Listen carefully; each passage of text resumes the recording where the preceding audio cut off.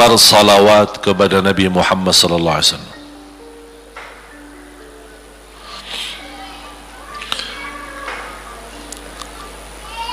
Kali ini saya tidak minta anda bersalawat seperti biasa. Saya yakin Bapak Ibu suka bersalawat. Tapi kali ini saya ingin anda membawa salawat kepada Rasul dengan penuh rasa cinta. Demi Allah jamaah sekalian, tidak ada di antara kita yang bisa dan mampu membalas kebaikan Nabi Muhammad untuk kita semua. Salawat kepada Nabi Muhammad, satu kali salawat kita dapat 10 kali rahmat. Ini baru satu kali, dapat 10 kali rahmat. Nabi Muhammad menjadi Nabi kebanggaan kita, rahmatan lil alamin, termulia akhlaknya, yang paling mulia akhlaknya terhadap istrinya, itulah Nabi Muhammad sallallahu alaihi wasallam. Setiap malam saya suka minta maaf sama istri saya. Saya sampaikan, mohon maaf, saya belum mampu menjadi semulia akhlak Nabi Muhammad sallallahu alaihi wasallam. Yang termulia akhlaknya terhadap istrinya Nabi Muhammad. Makanya kata Rasulullah di hadis yang sahih,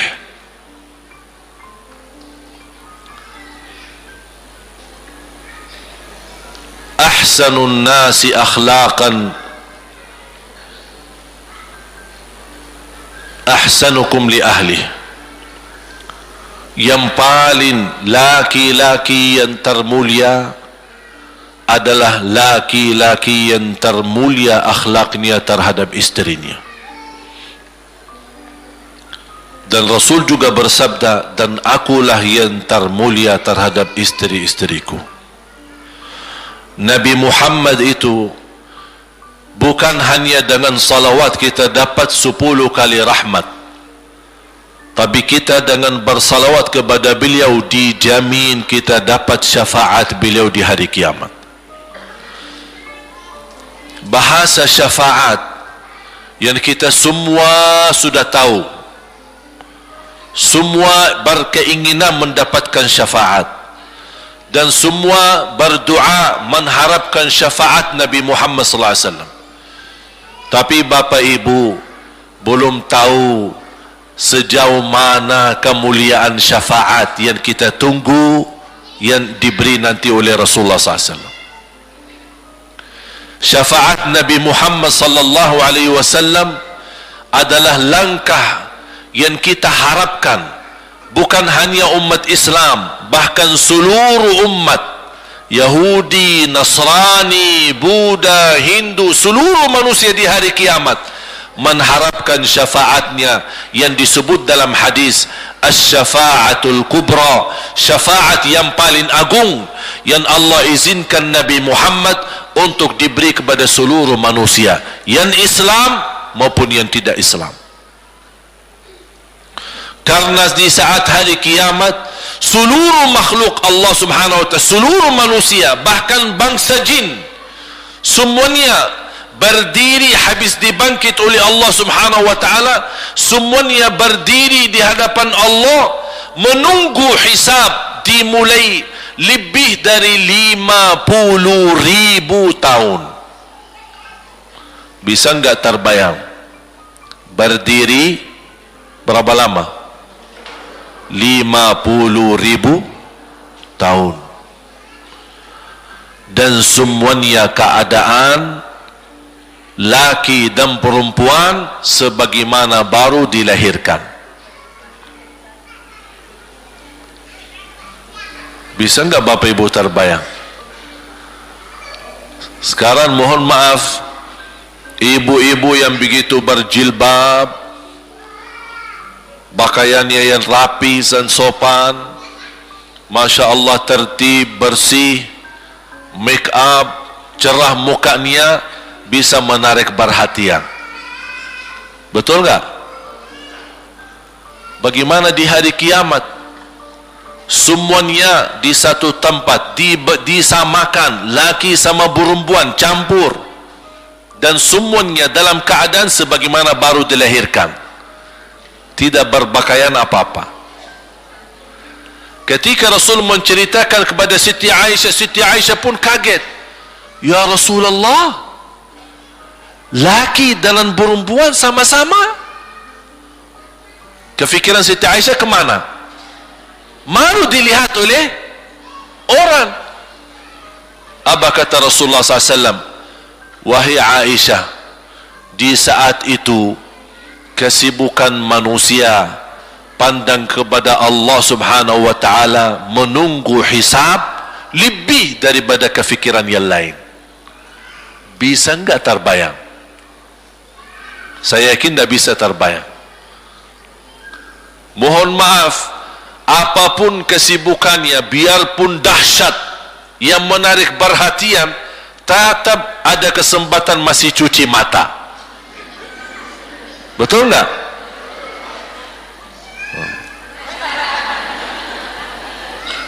Tapi kalau di hari kiamat, beda keadaannya. Apapun yang saya jelasin, tidak akan mungkin Bapak Ibu bisa bayangkan. Karena itu bukan dahsyat lagi, tapi di luar batas kemampuan kita. Makanya Siti Aisyah sebagai manusia wajar kalau terkejut. Ya Rasulullah, kami dan laki-laki sama-sama. Rasul maklumi fikiran Siti Aisyah sebagaimana memaklumi fikiran kita yang sama. Tapi ternyata kalau di sana beda. Makanya di saat itu belum lagi matahari didekatkan. Disebut dalam hadis mil, 1 mil.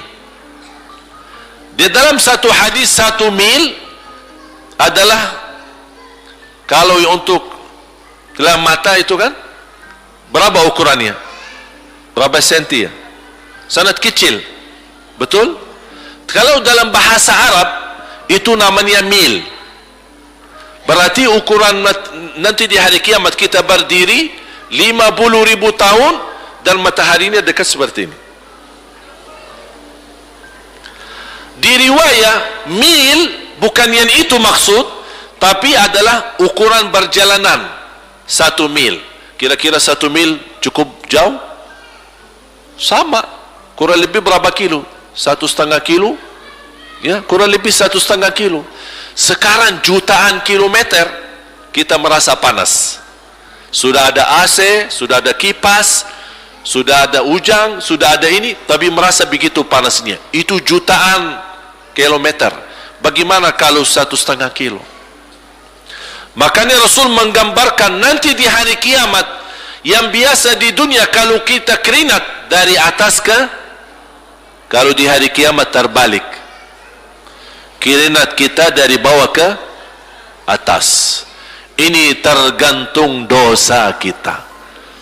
Kata Rasulullah, ada yang keringatnya sampai ke mata kaki, ada yang sampai ke lutut, ada yang sampai ke paha, ada yang sampai ke perutnya, ada yang sampai ke dadahnya, ada yang sampai ke lehernya, bahkan ada yang sampai merasa sudah sesak nafas, ingin melamatkan diri supaya tidak tenggelam di dalam keringatnya sendiri. Dalam keadaan itu 50.000 tahun. Di situ manusia sudah merasa gelisah, sudah cukup merasa tersiksa. Semua larinya, penolong siapa yang bisa menolong kita? Kita minta tolong kepada siapa yang bisa menyampaikan hajat kita kepada Allah supaya mulai hisab? Karena sudah kita tidak kuat lagi. Semuanya larinya kepada Nabi, Nabi Adam, Nabi Ibrahim, Nabi Nuh, Nabi Musa, Nabi Isa. Semuanya jawab yang sama, nafsi nafsi, Allahumma sallim sallim. ya Allah selamatkan diriku sendiri.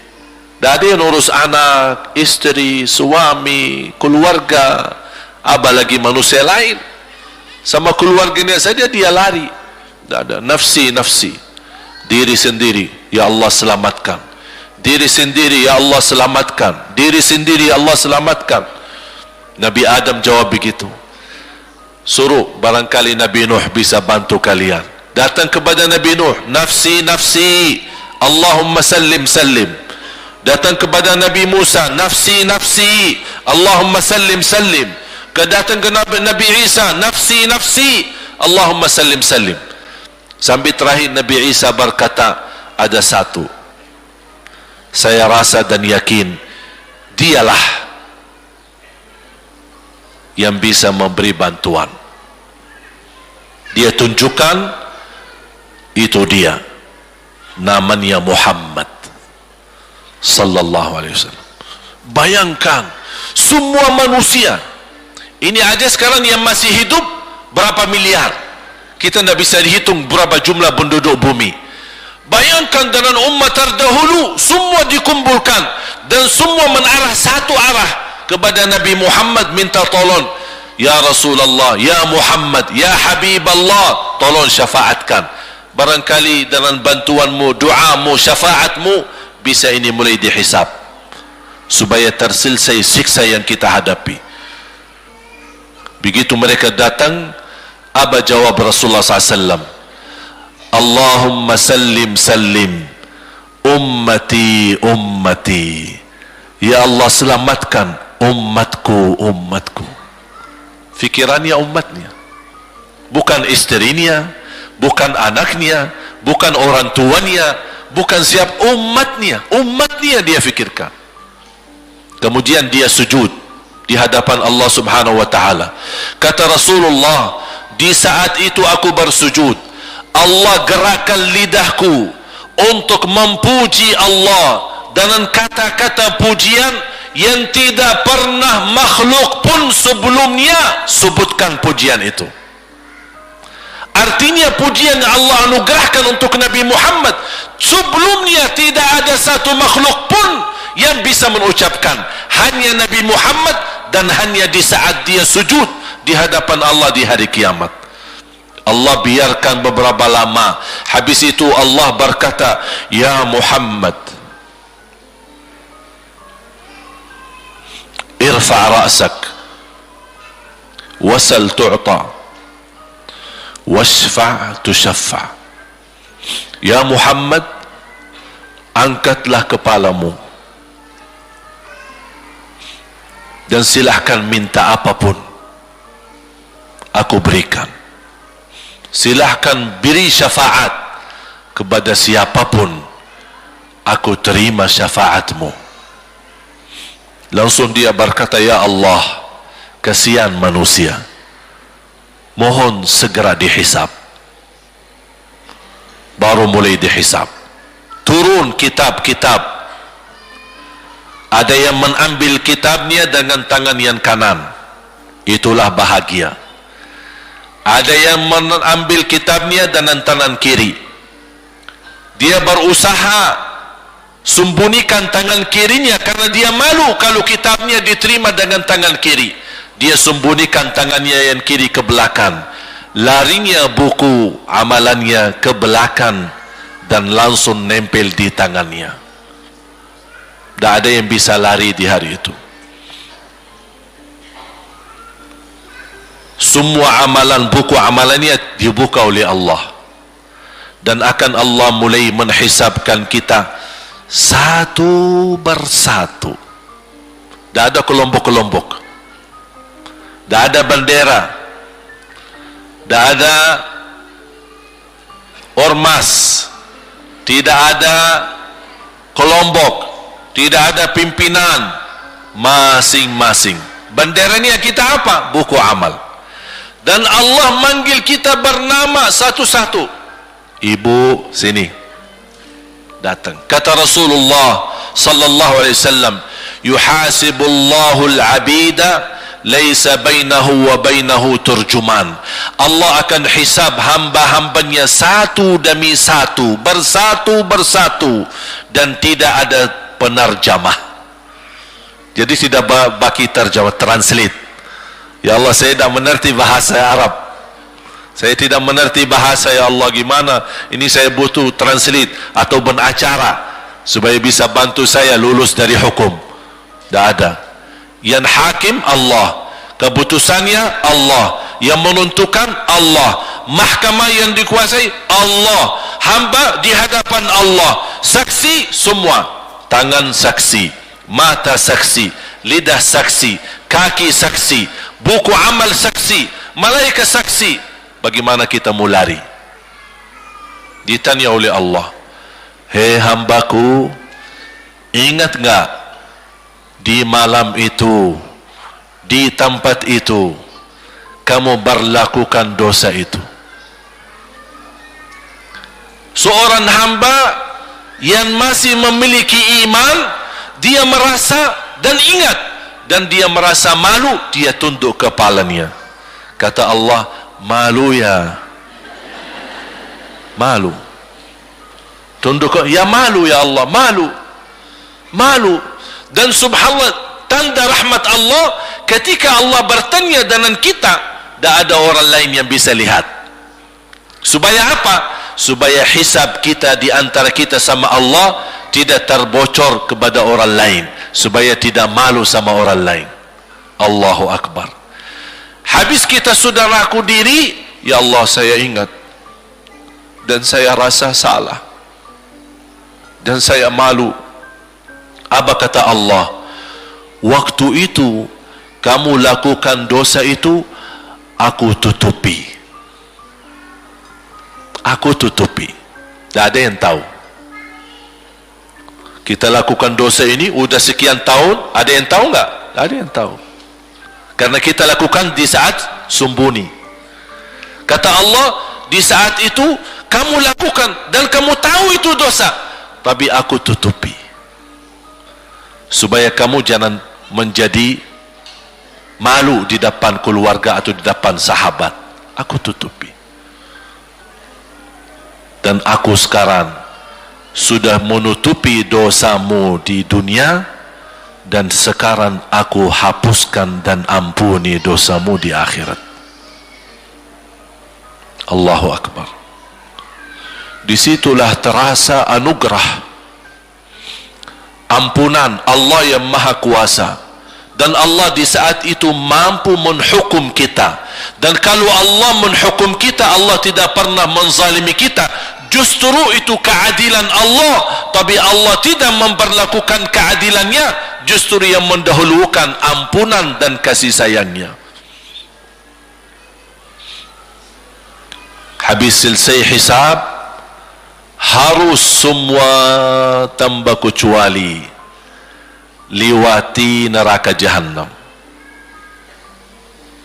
di atas sirat. Sirat yang panjang, yang kejam seperti pedang, yang tipis sampai tidak bisa dilihat oleh mata. Katanya tipisnya seperti, subhanallah, imam bisa jalan di atas rambutnya. Kejam lagi, masuk di atas sirat, terus jalan. Di saat itu ada doa yang menyelamatkan kita sampai menuju surga. Nabi Muhammad sallallahu alaihi wasallam, dia sudah duluan. Kalau Sayyidina Abu Bakar perjalanan di atas sirat disebutkan 100 tahun, tapi Sayyidina Abu Bakar satu langkah di atas sirat, langkah kedua di depan pintu surga. Dahsyat. Ini Sayyidina Abu Bakar seperti itu. Bagaimana Rasul? Rasul sudah menunggu di depan. mulai manusia satu persatu jalan di atas sirat. Dan Rasul di saat itu sibuk berdoa, Allahumma sallim sallim, ya Allah selamatkan umatku, ummati ummati, ummati ummati, sampai mereka terselesai. Sampai di situ saja. Sebelum masuk surga ada berita gembira untuk umatnya Nabi Muhammad sallallahu alaihi wasallam.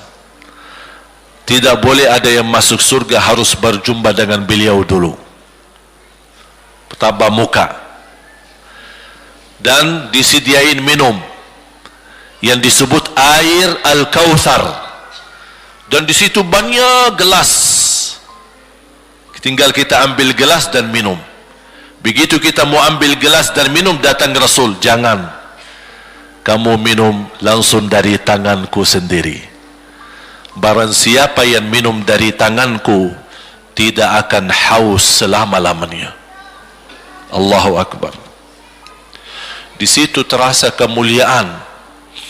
Begitu kebahagiaan kita bertemu dengan Nabi Muhammad dan bisa langsung minum dari tangan Nabi Muhammad sallallahu alaihi wasallam. Bukan hanya begitu saja, bahkan Nabi Muhammad memegang tangan kita, mengajak kita masuk 8 pintu surga. Ada 8 pintu. Rasul bersabda, 1 pintu luasnya seperti antara langit dan bumi. 1 pintu antara langit dan bumi luasnya. Dan kata Rasulullah, di saat itu akan manusia gesa-gesaan untuk masuk surga. Itu tanda apa? Banyak yang akan masuk. Mudah-mudahan kita terhitung dari yang banyak. Begitu ahli surga masuk, kira-kira Rasul berhenti? Ahli surga sudah masuk, sudah aman? Tidak. Rasul balik lagi, keluar dan menuju dari langkah sirat yang pertama, melihat ada enggak ternyata ada di antara umatnya yang tersisa, yang dosanya terlalu banyak, gesak-gesaan di jalan, merangkak di jalan sampai jatuh di dalam neraka. Rasul mana mereka? Masuk ke neraka. Kata Allah subhanahu wa ta'ala melihat keadaan Nabi Muhammad SAW, apa yang dibutuhkan lagi?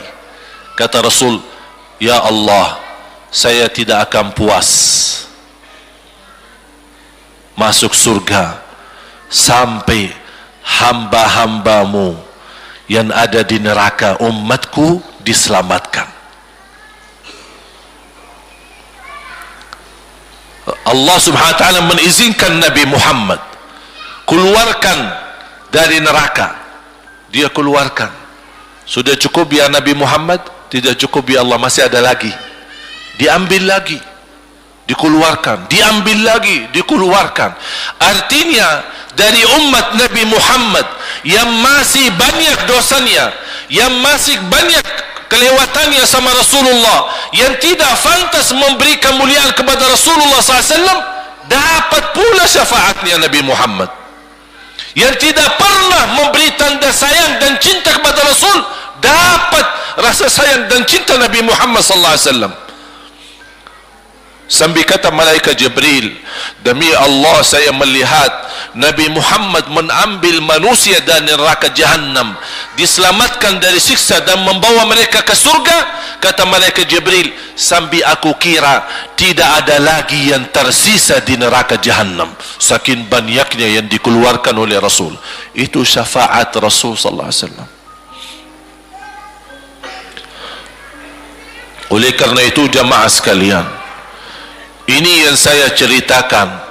Saya mohon kalau anda lagi bersalawat, ingat itu semua. Nabi Muhammad bukan Nabi yang biasa. Nabi Muhammad adalah Nabi yang penolong kita nanti di hari kiamat. Seandainya kita masuk neraka Jahannam, masih ada harapan kita dapat syafaat Nabi Muhammad sallallahu.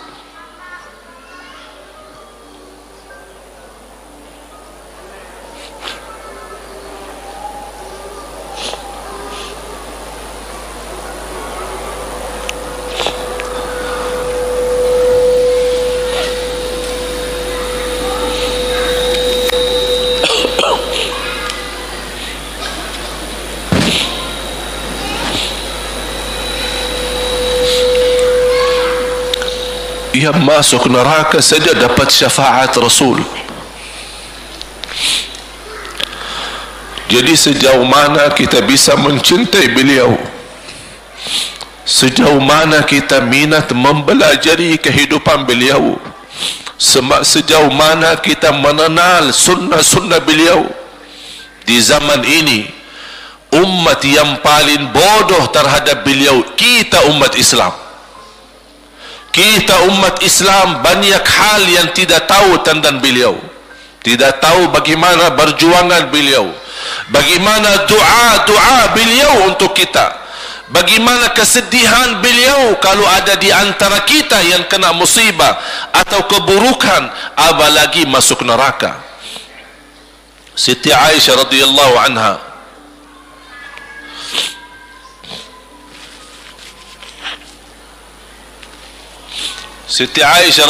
anha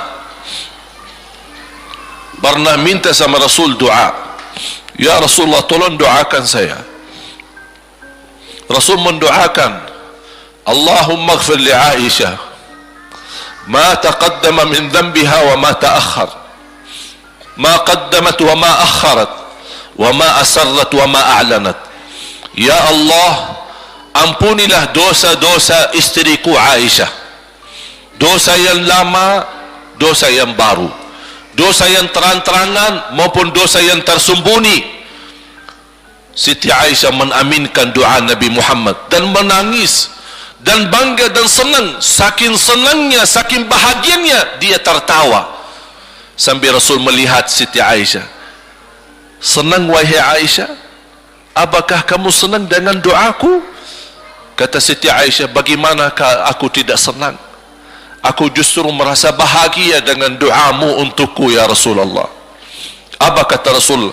Ketahuilah wahai Aisyah, ketahuilah doaku yang baru ini untukmu, itulah selalu doaku untuk umatku di setiap salat. Itu doa Nabi kita buat kita. Setiap beliau salat mendoakan kita, ya Allah, ampuni dosa umatku, dosa yang lama, dosa yang baru, dosa yang sembunyi, dosa yang terang-terangan. Setiap salat itu doa Nabi kita, Nabi Muhammad SAW, untuk kita semua. Apa yang diminta oleh Rasul? Rasul tidak minta banyak dari kita. Salah satu yang diminta oleh Rasul dan memohon, satu itu berbanyak, itu satu-satunya yang Rasul minta banyak. Selain itu Rasul tidak pernah minta banyak. Satu-satunya Rasul minta banyak. Apa? Salawatlah kepadaku, berbanyaklah salawat kepadaku. Mengapa Rasul minta berbanyaklah salawat kepadaku? Kenapa tidak minta amalan yang lain untuk dibanyakan salawat atau amalan yang lain?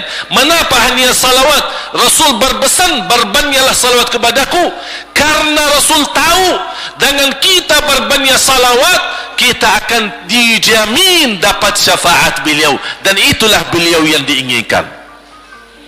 Bukan hanya dapat syafaat, bahkan Rasul sendiri bersabda, aqrabukum minni majlisan yaumal qiyamah, yang paling dekat kepadaku hari kiamat, yang paling banyak salawat kepadaku. Bahkan berita gembira bagi seorang hamba umat Nabi Muhammad SAW, akthiru alayya minas salati yaumal jumu'ati wa laylataha fa inna salatakum tablughuni haitsu kuntum. Ini keistimewaan khusus, kelebihan, amalan yang utama, bahkan yang terutama di hari Jumaat dan di malam Jumaat, fokus hanya bersalawat kepada Rasul. Mengapa? Karena Rasul yang berpesan, Rasul yang minta. Rasul berpesan, berbanyaklah salawat kepadaku malam Jumaat dan hari Jumaat.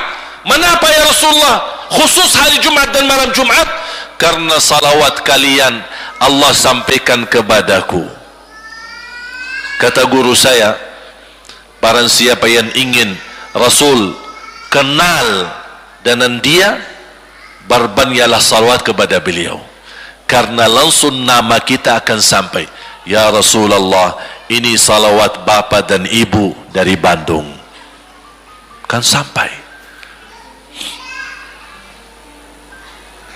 Ada riwayat, ada malaikat khusus tugasnya setiap kita bersalawat dibawa kepada Rasulullah sallallahu alaihi wasallam. Allahu akbar. Bahkan ada orang bertanya kepada guru saya, Syekh Muhammad Ibn Muhammad Ibn Mukhtar Asy-Syanqiti, dan beliau masih hidup. Subhanallah, ketika di salah satu pertanyaan di majlis ta'lim di Masjid Nabawi, ada orang bertanya, mana yang lebih diutamakan di hari Jumat? Banyak baca Quran atau banyak salawat? Kita milih yang mana? Beliau menjawab dengan jelas, dengan tegas, di hari Jumat dan malam Jumat lebih utama banyak salawat daripada banyak baca Quran. Mengapa? Karena kata beliau, karena itulah permintaan Rasul sendiri. Berbanyaklah salawat kepadaku di hari Jumat dan di malam Jumat. Dan banyak riwayat yang lain. Kalau saya sebutin manfaat, keutamaan salawat kepada Rasul, lebih daripada 100 manfaat. Menghilangkan kesusahan, memberi kemudahan lunasi hutang, menyembuh penyakit, menjamin ampunan dosa, mendapat 10 rahmat, mendapatkan syafaat Rasul, posisi kita semakin mulia. Setiap kali kita salawat semakin naik darajat kita. Barang siapa yang salawat kepadaku 10 kali, dapat 10 kebaikan, dapat 10 rahmat, dihapus 10 kejahatan, dan naik 10 darajat, dan di akhirat dapat syafaatku. Luar biasa. Hadis yang terakhir, Ubay bin Ka'ab radhiyallahu anhu berkata, ya Rasulullah, aku suka berdoa. Karena salawat, arti salawat adalah doa. Arti salawat, doa. Ya Rasulullah, aku suka berdoa. Berapa dari doaku saya jadikan untukmu? Artinya berapa persen, ya? Kalau bahasa kita, berapa persen kira-kira? Kalau misal saya doa 10 menit, berapa menit untuk Rasul, dan yang sisanya buat aku? Contoh, aku kalau berdoa, ya Allah ampuni dosaku, ya Allah murahkan rezeki, sembuhkan penyakit, Allahumma salli ala Muhammad wa ala ali Muhammad. Berarti lebih banyak untuk diri kita, baru untuk Rasul. Sahabat itu, ya Rasulullah bertanya, ya Rasulullah, berapa bagian dalam doaku saya jadikan untukmu? Apa kata Rasul? Kata Rasulullah SAW, ma syi'ta wa in zitta fahuwa khairul lak. Ya terserahmu. Mau doa bagaimana untukku? Ya terserahmu. Tapi semakin banyak untukku, semakin banyak manfaatnya untukmu. Apa kata sahabat? Ya Rasulullah, saya akan jadikan separuh doaku hanya salawat kepadamu. Artinya kalau saya doa 10 menit, 5 menit salawat, dan 5 menit doa untuk diriku sendiri. Apa kata Rasulullah? Terserahmu. Wa in zitta fahuwa khairul lak. Kalau kamu berani tambah, itu jauh lebih baik untukmu. Tawar menawar sama Rasulullah SAW, sampai di ujung hadis beliau berkata, ya Rasulullah, saya janji doaku semuanya untukmu. Artinya apa? Kalau dia angkat tangan berdoa, tidak satu pun minta buat dirinya. Bismillahirrahmanirrahim. Allahumma salli ala Muhammadin wa ala ali Muhammad. Allahumma salli ala Muhammadin wa ala ali Muhammad. Allahumma salli, sampai selesai. Tidak minta ampunan, tidak minta rezeki, tidak minta sehat, tidak minta keturunan, tidak minta apa-apa. Hanya fokus dengan salawat. Karena dengan salawat, apa yang kita niatkan terkabul.